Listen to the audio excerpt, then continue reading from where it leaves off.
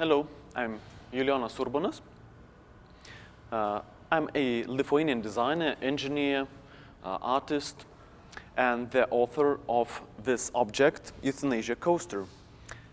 The Euthanasia coaster is basically a roller coaster which kills people, particularly kills one person, and kills in such a way that is elegant and pleasant.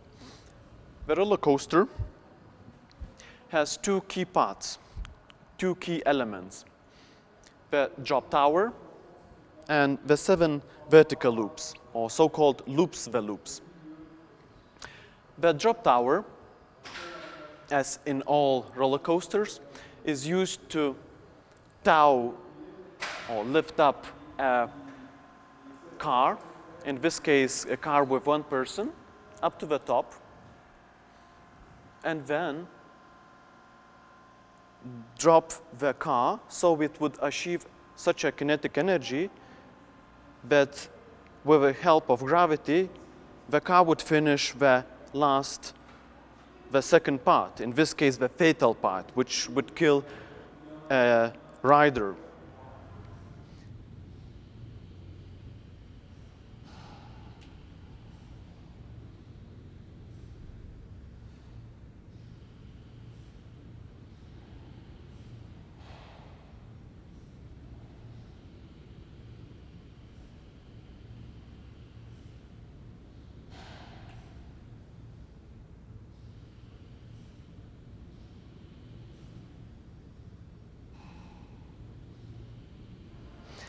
And coming back to the drop tower, it has specific elements that are designed to make the experience of ride more pleasant and compelling and more ritualistic.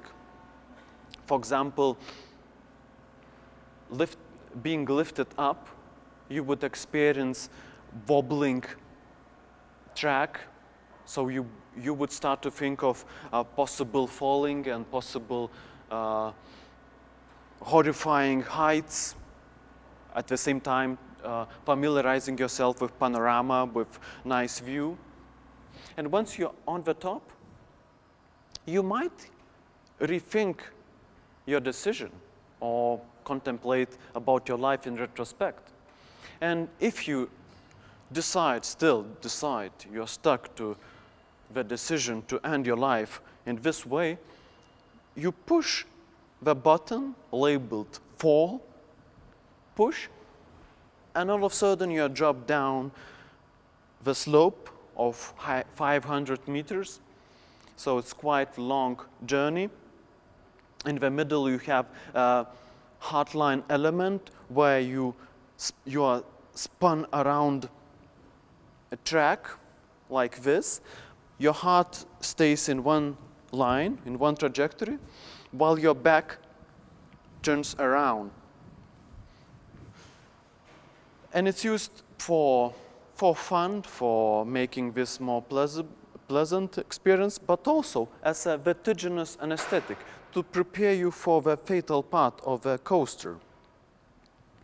So once you at the very bottom, you start to be raised again.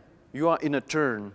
In this entry of the first loop, you are exposed to such an extreme G-force or centrifugal force, centrifugal acceleration, that your blood is rushed towards lower extremities, so no blood or little blood left in upper body. And what happens, the brain starts to deprivate of oxygen. And therefore, a weird and surreal experiences start to occur, like losing color in your sight, losing peripheral vision, and losing sense of sound, and losing your sight at last. But that are called gray out, tunnel vision, and blackout. And after these experiences, all of a sudden you are losing consciousness.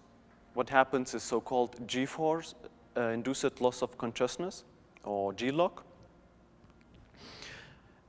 And basically, after this moment when you lose consciousness, your numb body, although not yet dead, but unconscious, is being ridden throughout all the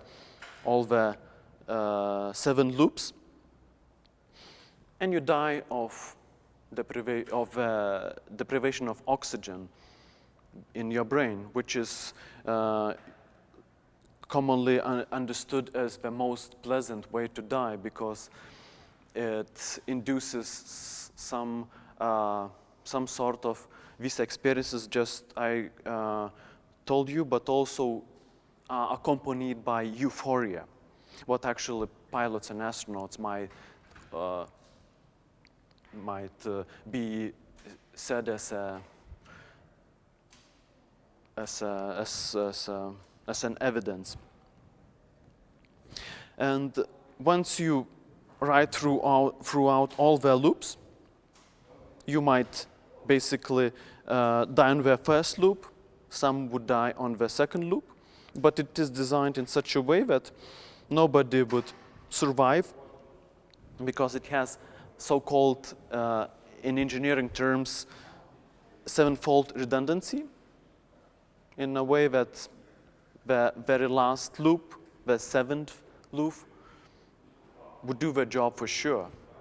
But also I show a video footage from a human centrifuge training, where a pilot is spun around an axis, and actually he feels the same effects that you would feel on the roller coaster. But I like this idea that the pilot's face portrait shows everything you might experience on the coaster.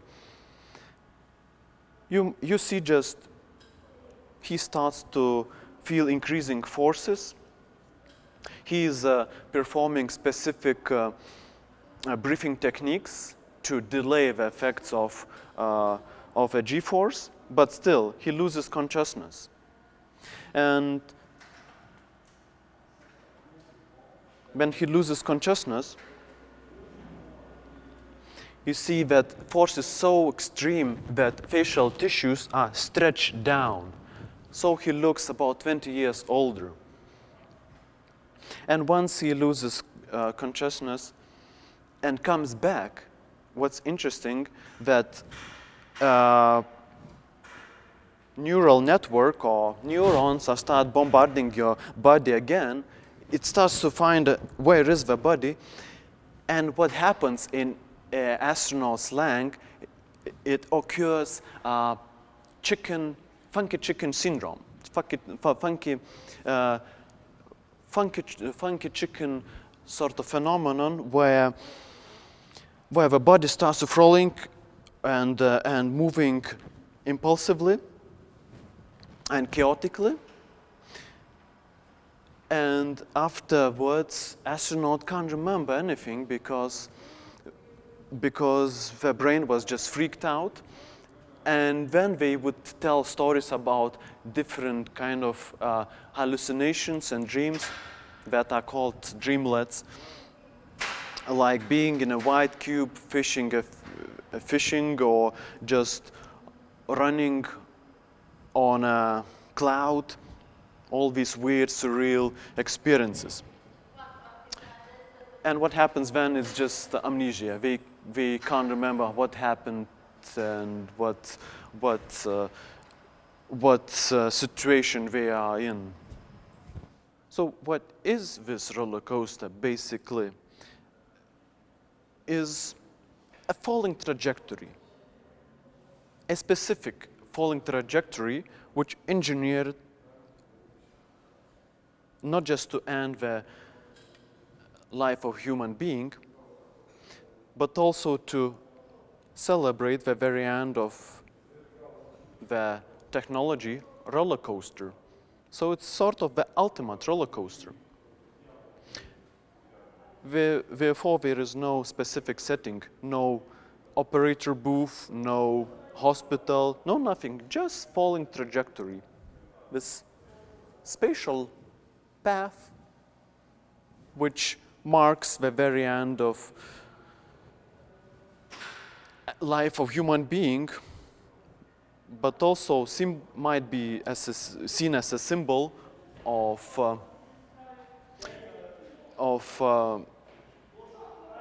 the very end of this technology which actually liberates a human being from a horizontal life. Some people see this object morbid and macabre,